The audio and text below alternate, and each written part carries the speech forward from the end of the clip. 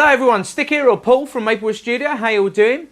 Today's video is about a new microphone from SE Electronics called the SE X1D. Now, a little while ago on my own channel, I recorded my DW kit in my studio with just two microphones. And there were a lot of people saying, oh, you know, it sounds great, but what do you expect? It's a DW kit, you're in your studio, blah, blah, blah. So I thought it'd be quite interesting to do this in my bedroom, no acoustic treatment.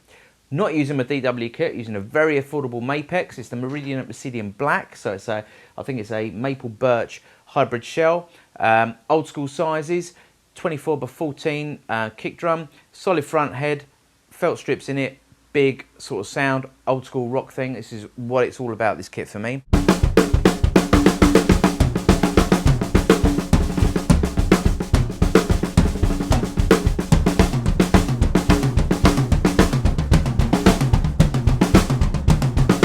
Big hi-hats using my Minor Byzance series cymbals.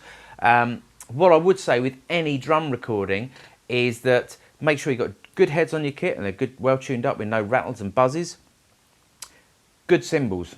You know, you can get a reasonably good sound out of most drums, to be honest, with some clever tuning, dampening, depending, you know, obviously the shell is going to be limited to a degree what you'll get out of it, but if you're using a really budget kit, you're going to get more of a thuddy kind of sound.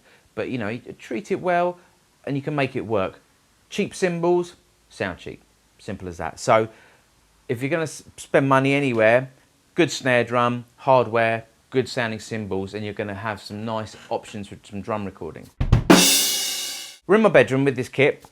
Byzance 15-inch hats, 18, 19 crash, 22 ride. Nice bits of kits. Clang, clang. So, the microphones we're using, the SE X1D, based on the SE X series. The 1D is a little bit different. It features a titanium capsule, so it's a lot stiffer. It's going to capture transients a lot crisper. It's got a very different sound to it. Lends itself very well, not just to drums, but to percussive recordings in general. So, if we think about the hammer actions in a piano, for example, hitting the strings, it's going to be nice for that kind of thing. Obviously bass guitar, slap it in front of a bass cab, drums, so on and so forth.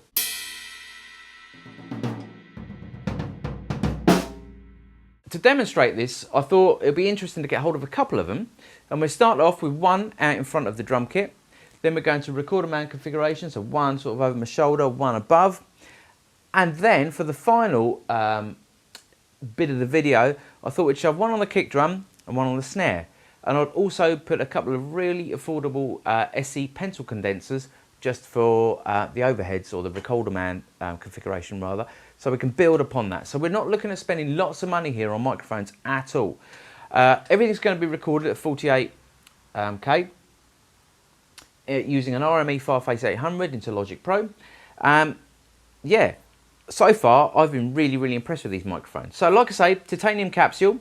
We've got a bass roll-off switch on this side. I'll do some close-ups for you in a minute. And we've got a pad switch. This microphone can take up to 140 dB as it stands, and you've got a 10 dB pad. So with that on offer, you can shove this at some really loud sound sources, and it's going to be able to hold its own and capture all the transients, which is what you want. Cardioid pattern, so we're only looking in front of the microphone. As I said in previous videos, you know, that is literally where you point it. Obviously the SE logo is at the front. Wherever you point it is where it's effectively looking for its sound source. The bass roll-off kicks in at 80 Hertz. So again, if you're not putting it in front of the bass drum, so for example, when I stick one on the snare drum later on, I'll have the bass switch rolled on, engaged. So we're cutting out the bottom end, getting more of that top end transient from the microphone from the snare drum. Very affordable, good sounding microphone. So let's kick off with the single mic in front of the drum kit. You can see it just at the bottom of the camera. It's about 1.5 meters in front of the drum kit, perhaps just about a meter. Waist height, so about a meter off the ground. Just tune my drums up quickly. They're not fresh heads or anything flashy on these. Bit of moon gel to control them a little bit. Yeah, let's have a listen to how that sounds.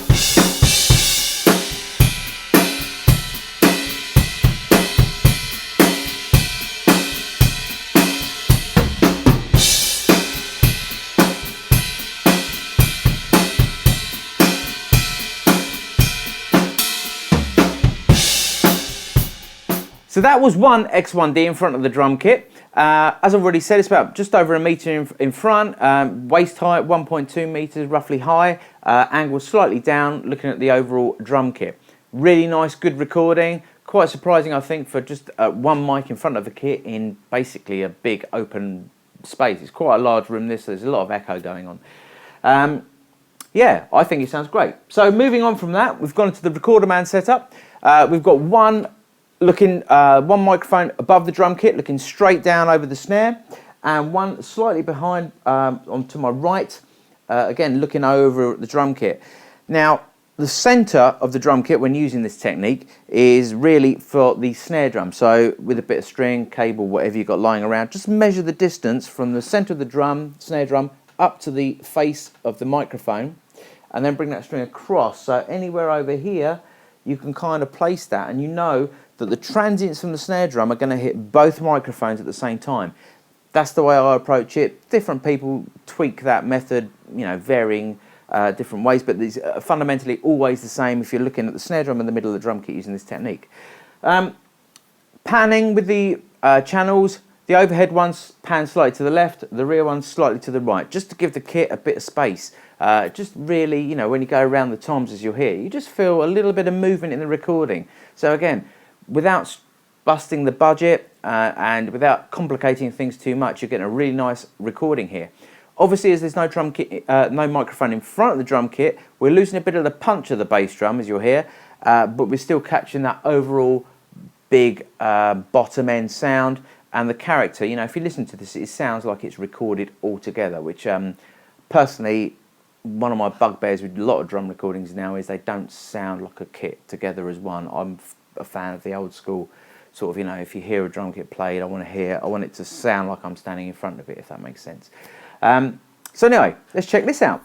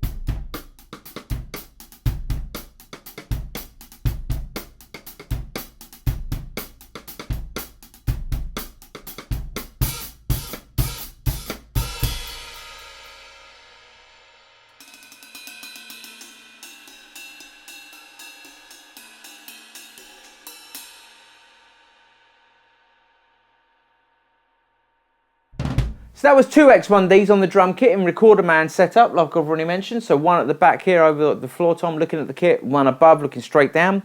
Very nice recording indeed. With a little bit of panning, you're getting that nice natural sound, a bit of spread. You can hear some movement in the drum kit. It's not just up the middle. Really nice recording. Got all your bottom end going in there, along with those nice transients that the microphones are responding to. Lovely, a really nice response. So now we've gone one step further. Couple of affordable pencil condensers, again from SE in the mix here. They are carrying on in the role of the recorder man setup. So one over the back here, one straight, looking straight down above. Very affordable microphones indeed, so there's nothing expensive going on here again. The X1D, we've got one on the kick drum at the front, pretty much in the centre, about a foot away. As I've already mentioned, it's a solid front head, very big, boomy sounding bass drum. So we're going to expect a lot of fatness and just big sound out of that. We've got one on the snare drum here, slightly to the edge of the rim. Probably the capsule is an inch and a half off of the top of the head. I've engaged the bass roll off on this one. Neither of the pads are engaged. I've had to dial the mic preamp gain round to about 3 o'clock though. Sorry, to about 9 o'clock. So, you know, they're very sensitive. We're getting nice level out of them with very little gain on the mic pre. So again, nice clean recording. I mean, the RME gear is clean anyway, but without driving the mic pre's, everything's set around 9 o'clock. So plenty of headroom there. I'm quite a hard hitter, loud drum kit, etc. So anyway, let's have a listen to how this sounds. I'm a big fan of this setup, so I'm going to be quite excited to hear the results of this. Ooh.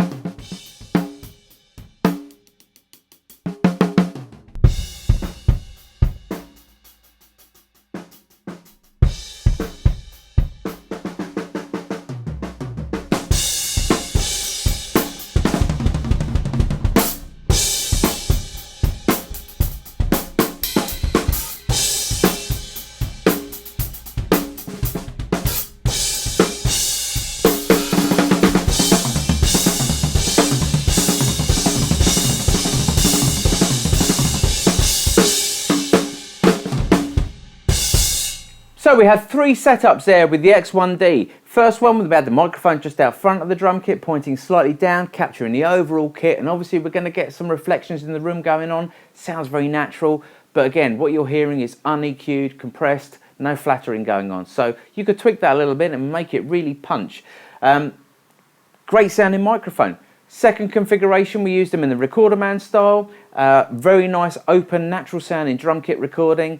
Again, must stress, remember we're just in a bedroom here, nothing going on to flat up the recording at all. Very, very impressed with the recording there.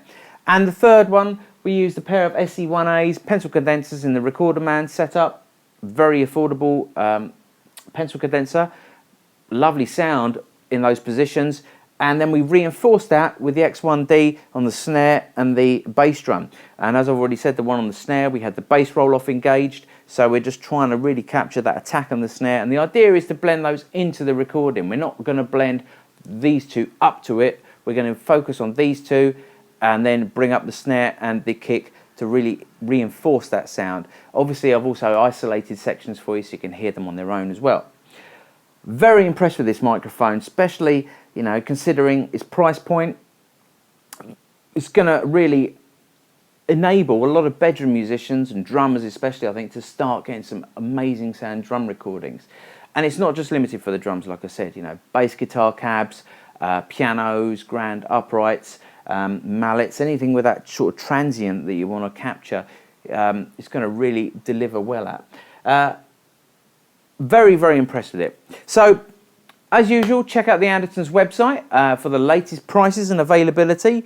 I think this is a microphone that's going to go off the shelves pretty quick, to be honest. I actually want to keep these two, so I might do some more videos with them if I do manage to buy them. See what happens. Anyway, that was the SE X1D, and this has sort of just been a really kind of quick guide to on ways you can record your drum kit in a very affordable way. I've been Stick. Take it easy all. Bye.